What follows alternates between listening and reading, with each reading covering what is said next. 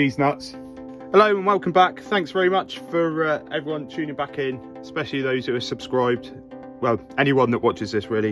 I'm going to do a little mini series in preparation for next summer. It's currently mid-October, so that should give us enough time to, you know, let it mature on the bench and get missed out for a few weeks. But here we go. So the long and the short of it is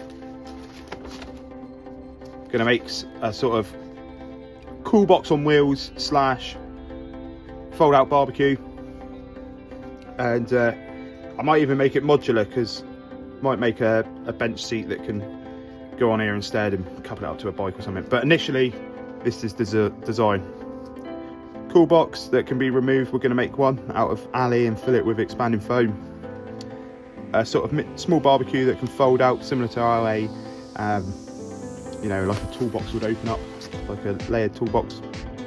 On the side here you can see that it's going to have wings, and they're going to be table sides, run down here and then fold up.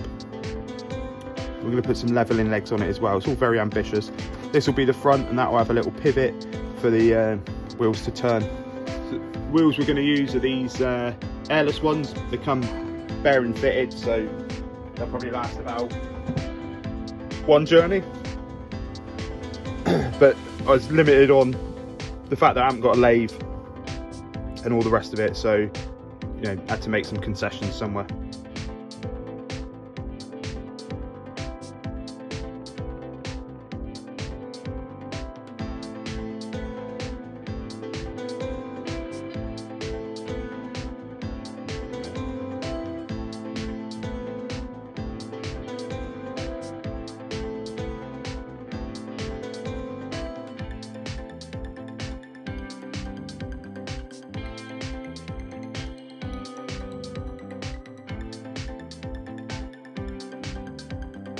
Cool, so in the bag then, what I'm doing is just putting into the parts, and I'm going to add some brick acid, and it will help descale it and take most of the rust off.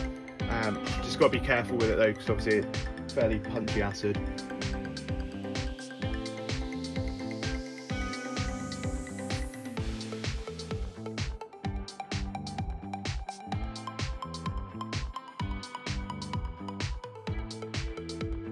Cool, so you can see the effects of sticking it in an acid bath for like 20 minutes. It's pretty good. You get a bit of flash rusting. You can obviously just chuck a bit of WD-40 or light oil over it, and that'll prevent it doing that.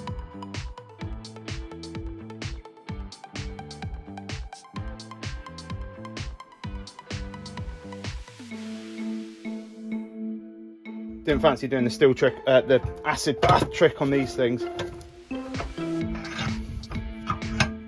So I intend to just get the belt sander on them like this. Watch.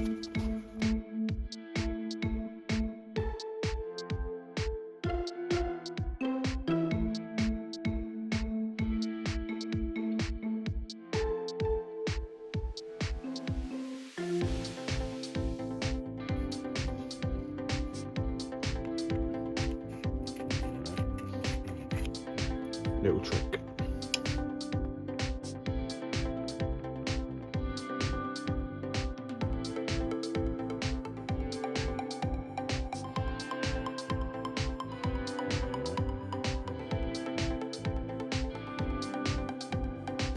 Right, here we go. Leg number B.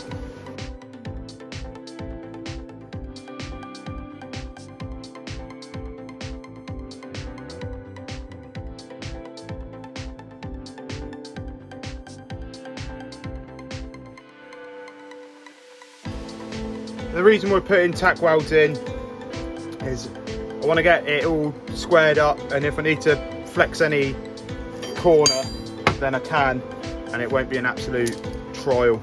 I'm going to make, it's just over 595 mil wide, so I'm just going to make it 590 mil for this. This is going to be the axle, so chop it off there.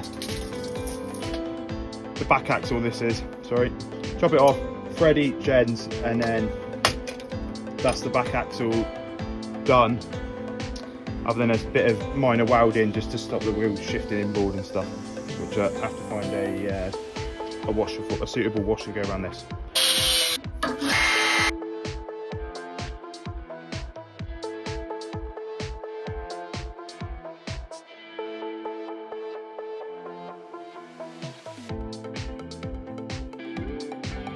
So I just bang the nuts on each end just to protect the thread if I drop the axle.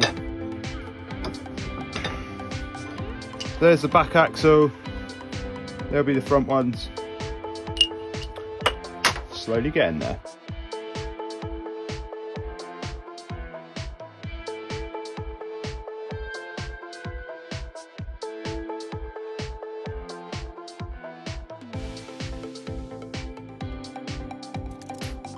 So just going to put the nut on this end, that's what I'm doing now.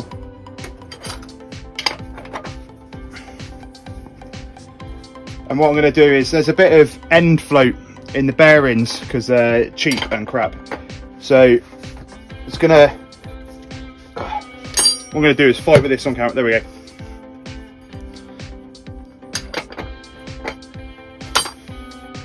So what I'm going to do is just fiddle about with it.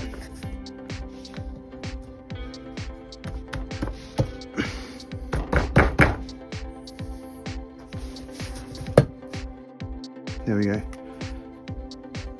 And that can be what I'm going to do. No, let me get my words out and get a grip of what's going on here. So what's going to happen now is I'm going to weld a washer just a hair off the back of that line, and then when I tighten it I can adjust the squeeze on the bearing, because I don't want there to be any squeeze essentially, but I don't want there to be any slack. So a quarter turn should make all the difference. So that's what I'm going to do. Cool, so here's the washer. I've just used 2 mole grips to keep it orientated how I want without it sort of dropping down. You've got to be, when you're messing about with bearings and stuff, you need to be a little bit particular, because any undue stress can give you weird wear patterns and then they just shit the bed and fall out. So that's next thing to do is fire up the arc reactor and get this little bad boy welded on like this. Watch.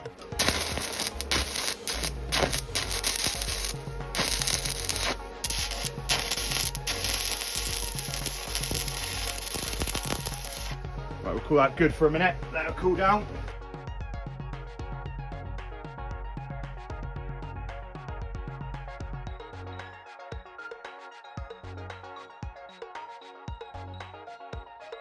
You might also be wondering why is it raised up? That gives the weld spatter maximum opportunity to land on my thigh. So that's why that's like that, just to put any concerns to bed.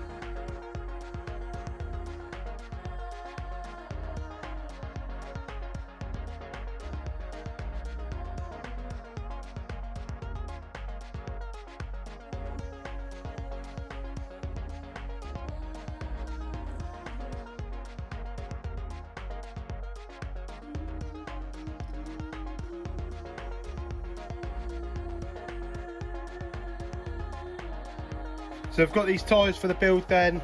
I'm not quite sure what these numbers work out at, because whatever dimension you measure, nothing aligns. So who knows? But they are airless, so if, you know, there's like 0 chance of getting a puncture, and they come pre-fitted with a bearing for like 20 quid. So per pair.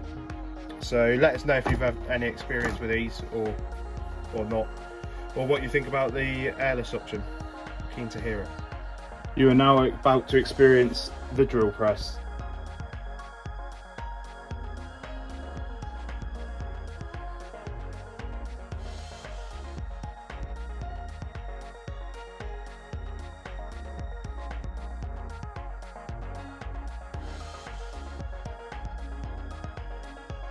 Hopefully you can see that that's how they're going to go on. They just need a slight bit of filing to knock off burrs, and the common thing with hot rolled steel is it's not dimensionally very sound. So it might be a touch over 16mm, might be a touch under, might not be quite round. So we're just going to file these now and sort them out. It's only taken me about 10 minutes to do all of them. Now you can see we've got a nice fit-ish. Good enough for welding anyway, and to take some of the load out those legs.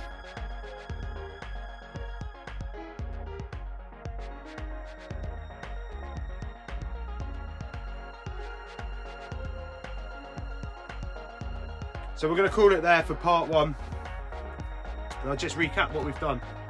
Obviously welded up the frame, put some stiffeners in, some stringers, started to weld up the top of the axle assembly, put the axle on, threaded it and made up some end plates. Next thing to do then will be put some uprights in each corner, sorry, in the back corner and about 2/3 forward of the back, so roughly in here, and start making the ice box, as well as assembling the front axles and steering paraphernalia. Cool. So it just leaves me to say the you know, holy trinity of the YouTuber. Please like, comment and subscribe. It does out a lot, and those that have been, you know, it is really appreciated.